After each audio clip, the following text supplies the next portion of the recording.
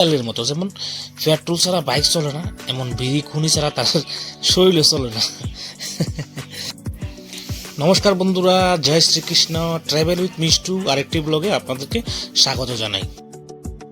বাড়িতে বাইরে বেশি জাম জাম আর জাম।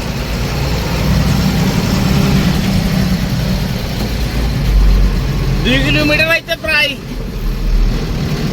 30-35 মিনিট লেগে গেছে। ভগবান জানে আজকে দিন কিরকম যাইব।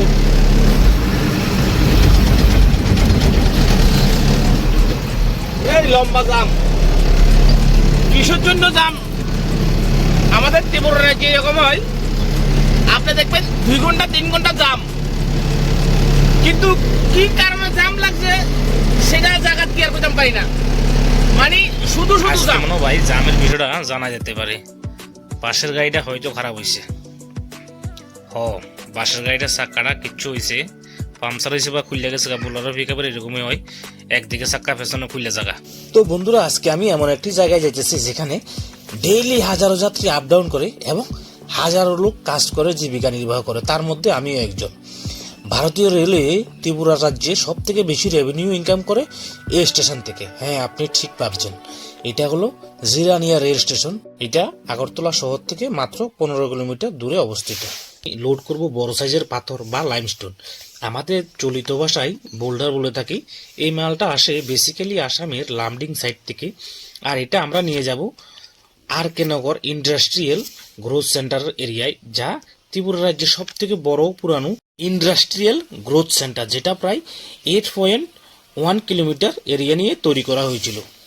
এখানে কাজ করাটা ভাই অনেকটাই কঠিন। এখানে এত পরিমাণে ধুলোবালু যে মাত্র কয়েকদিন কাজ করলে আপনি অসুস্থ হয়ে যেতে পারেন। আমরা অসুস্থ হই, কিন্তু আমরা চেষ্টা করি নাক মুখ বেঁধে ভালো করে, যাতে ধুলাবালি ভিতরে প্রবেশ না করে। দেখুন, আমিও নাক মুখ ভালো করে বেঁধে কাজ করছি। আমার না 10 মিনিট যদি খোলাখুলিভাবে এখানে থাকি, তাহলে আমার আগামী 1 ঘন্টার ভিতরে আমার সর্দি হয়ে যাবে। আর যারা আনলোডিং করে ভাই, তারা পুরো খোলাখুলিভাবে করে। ভগবান জানে তাদেরকে কি মাটি দিয়ে তৈরি করেছে, তারা খোলাখুলিভাবে কাজ করো ঠিকঠাক কিনা ভগবান জানে। ভাই, পৃথিবীতে এমন কিছু লোক আছে, পরিস্থিতি যাই হোক না কেন নেশা করতে হবে। এই ভাইটাকে দেখেন, কাজ করতে করতে যান চলে যাচ্ছে, তারপরও বিড়ি খাইতেছে। ভাই, তাদের কাছে বিড়ি, খনি, গুটকা, সিগারেট যাই বলেন তেলের মতো। যেমন পেট্রোল ছাড়া বাইক চলে না, এরকম নেশা করা ছাড়া তাদের হয়তো শরীরে চলে না। কি একটা অদ্ভুত ব্যাপার, তাই না? তো বন্ধুরা, আজকে এই পর্যন্তই। দেখা হবে এমন একটা ইন্টারেস্টিং ভিডিওতে। ততক্ষণ পর্যন্ত জয় শ্রীকৃষ্ণ, সবাই ভালো থাকবেন। আর লাইক, শেয়ার, সাবস্ক্রাইব, ফলো করতে অবশ্যই ভুলবেন না। ততক্ষণ পর্যন্ত রাম রাম, জয় শ্রীকৃষ্ণ।